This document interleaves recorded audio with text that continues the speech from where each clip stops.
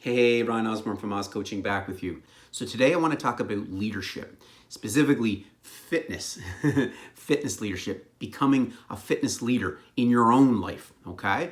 There's multiple characteristics, okay, attributes that fall under a proper leadership, an ideal leader, and what that means, okay? But here, in my view, are 6 that really coincide with taking your own fitness, taking ownership of your own fitness so that you lead not only to yourself, your family, but maybe even your peers, your business, your staff, your employees. Number 1, you need confidence when we're talking about being a leader, right? And that's really where it starts with your own fitness. Maybe you have, again, past experiences where things have not gone the way you've planned. You've had bad taste in your mouth. You've taken kind of shortcuts, maybe extreme short-term approaches, and they just haven't really proved from a longevity standpoint. You haven't been able to stick there.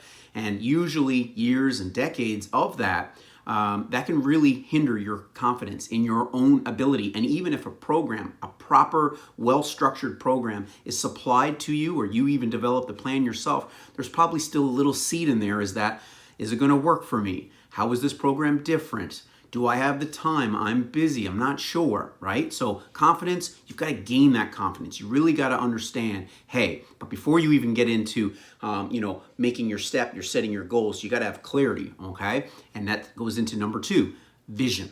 You need vision as a leader. If you're talking about the biggest leaders, the best leaders, the most successful leaders, regardless of their team, big, small, what have you, industries, doesn't matter. They have vision.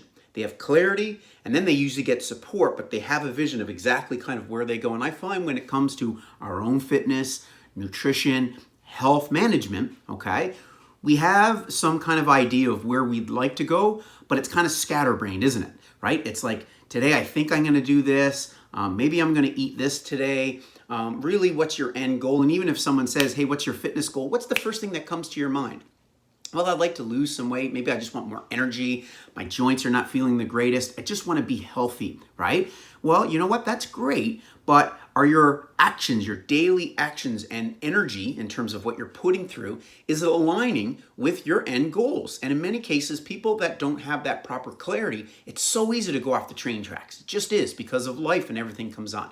So you need to really establish clear goals, concise goals, specific goals, and then put a path, okay, to obviously get to that stage. Number 3, commitment.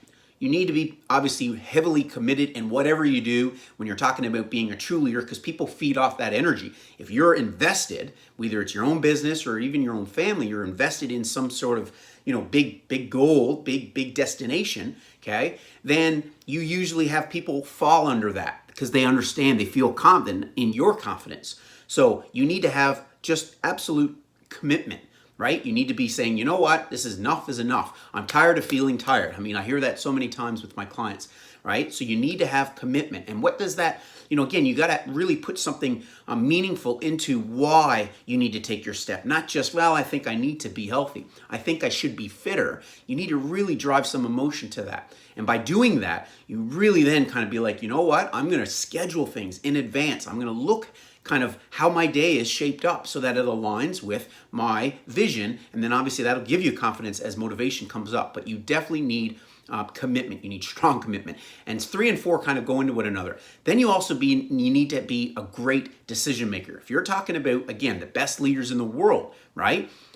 They are decisive. They think of a plan, but then they go. Being decisive can be quick, but you're also not dwelling on, well, I don't know if this is right. I think it's okay. Because if you're somewhat undecisive, then that means your confidence is not where it should be. And then that'll affect pretty much obviously the momentum and even in terms of reaching that clear destination. So you need to be decisive. You need to have proper decision-making skills, right? And again, that comes right back to confidence. But it's just whatever the day is, you don't overthink it. It's just today, I'm waking up, I'm going to do a 15-minute walk this morning. I'm going to plan my meals. I'm going to have a great breakfast this morning. You just make it, and then you actually decide, and don't overthink things, because overthinking things can also backfire. Number 5, accountability. I don't need to go into the details of it. You just need, when it comes to, again, becoming a fit leader, to take leadership over your health and fitness, you need accountability. There's so many ways of doing that, but you have to have a system in place. And I would probably state that if you haven't had success in the past of really, managing your own health and fitness and making it become really a so-called unconscious lifestyle change, I would argue that you probably may not have had the most appropriate or a dynamic, proper accountability system. Whether you get an accountability partner like a coach, your spouse, your peers, whatever it is, or just yourself in terms of, well, if I go off, what does that mean? What does that mean? How can I stay on track? So you need proper accountability. And then finally, number 6 is to inspire others. Like, it's great, don't get me wrong, like any leadership, hey, you're leading others, towards the greater good. But when it comes to becoming a fit leader, leadership of your health and fitness, hey, you have family, right? You have friends, you have colleagues, you have employees. And you know what? A lot of people look up to you potentially. If you're a leader in your own life, a lot of people are looking up to you. And by taking onus of your health and fitness, which probably stress and other aspects are asking you deep down that you should be taking better care of your health, or if you are, bravo, but people are looking up to you and they get that energy off you. So if you're managing your own health and fitness, then that just filters down into so many aspects of business and life, and people get inspired by that, and then it creates a culture change in your own company, right? People are engaged. People see that, hey, my boss, my manager, senior level staff, all the way down, top, bottom, is they're taking more onus. They're putting wellness at the forefront. And that's a true leader when it comes to fitness leadership. So those are 6 characteristics. No doubt, like I said, there's so many more when it comes to leadership, but in terms of transitioning to fitness and managing your own fitness so that you can truly become a fit leader, hopefully those, put them in play, put them in the order that is needed, and then really make that gains that yourself and everyone around you would benefit for years and long term. So anyway, have a great day.